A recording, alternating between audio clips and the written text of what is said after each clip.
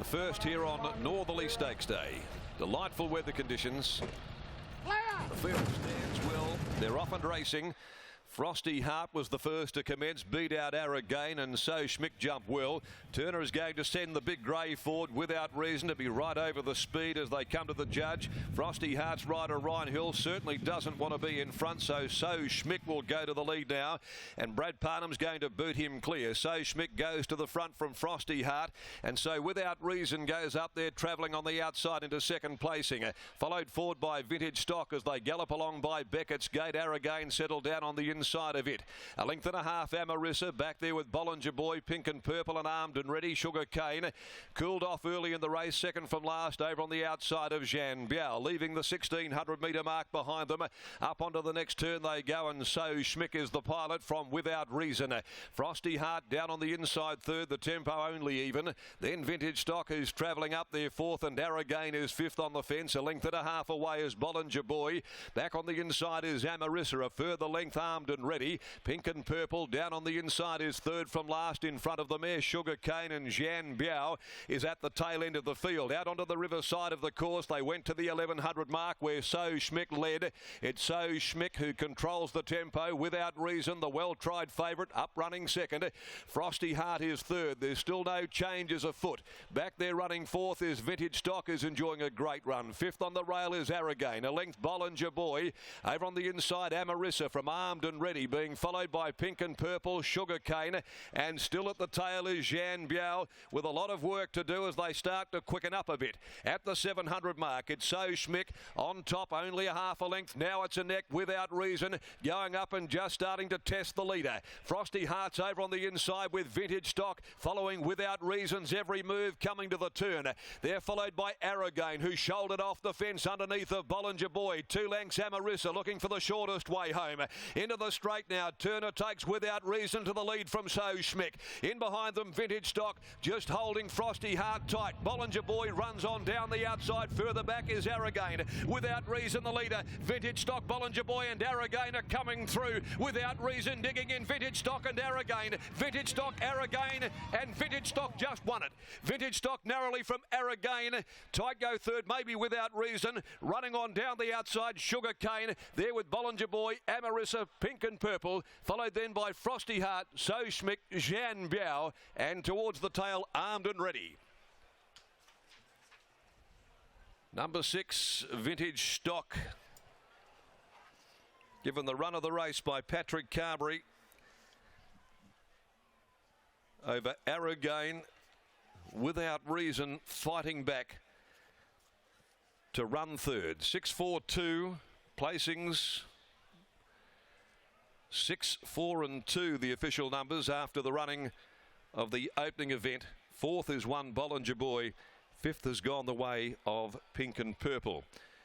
A short head the margin. Half a length second and third, and the time is to be confirmed.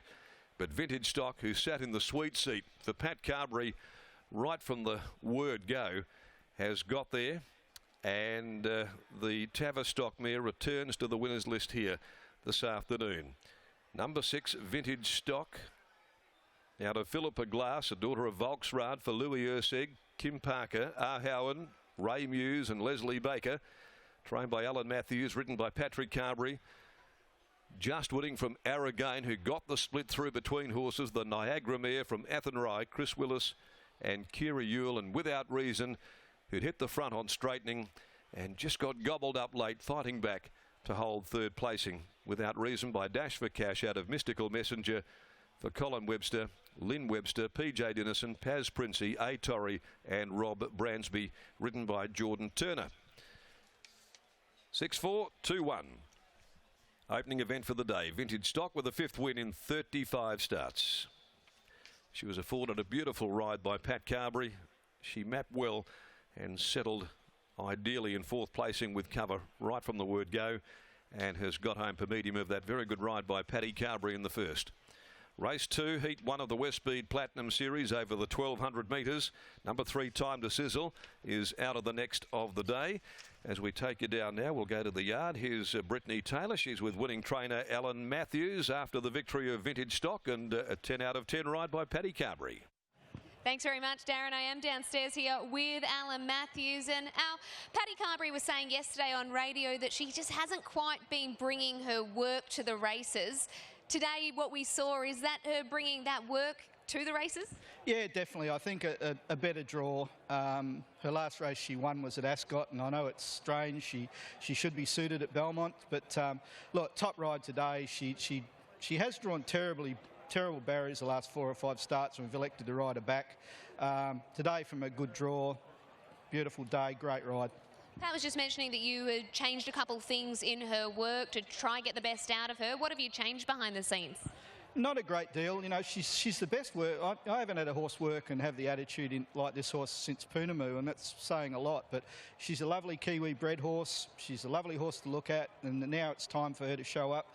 Look, we just put her on the nebulizer, a few things thinking about allergies. Not that she'd showed us that, but we thought we'd go down that path and see if it helped her, and obviously it has.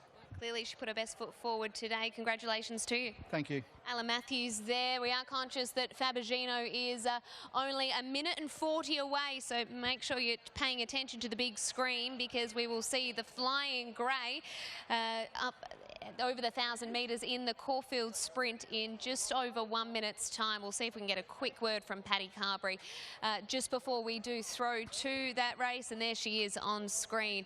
Ab Fab, the Liverpool Grey, and Tiana Robertson over there with Fabergino. But it's vintage stock here, and she comes into the yard, and Alan just saying she's a beautiful natured mare, and looking at her, she's a gorgeous horse as well, presented particularly well today. Paddy Carberry is going to weigh in, and he was able to afford her a brilliant ride, Scott, to be able to land 1-1. She had every possible, and in the end she was able to capitalise on that great run. She certainly was, Britt. It's probably the vintage stock that we've always been waiting for to finally burst onto the scene, because she's always showed an above average level of ability. And just coming past the post the first time, I saw Kira Yule trying to get off the fence, and I saw Paddy Carberry basically saying, no deal. I said, nah. Congratulations, Paddy. Is that probably the mare that we were always hoping to see? Yeah, she's definitely been disappointing. Like as a 3-year-old, she showed us a fair bit, and you know, she was ran second in a black type race, and we thought we'd give her a bit of time, and Alan's, you know, happy to be patient, especially with the Kiwis. The stayers, they take a bit of time, and she's had a few little issues, but she has been quite disappointing for what we thought she was going to do. But I was really impressed and happy with how much she dug deep today. When she was challenged, I thought she was going to get run over, but put the stick away, and she seemed to lift a bit. Her work on Tuesday was really good, and Alan's just messed around with her work and just trained her a little bit different, just trying to try something, you know, to try and switch her on. And yeah, it seems to have done the trick today anyway. Congratulations, Paddy, and good luck later on with Cup Night. Thanks very much. Cheers. There's Paddy Carberry and Alan Matthews after the victory of Vintage Stock, and they're off in the Caulfield Sprint.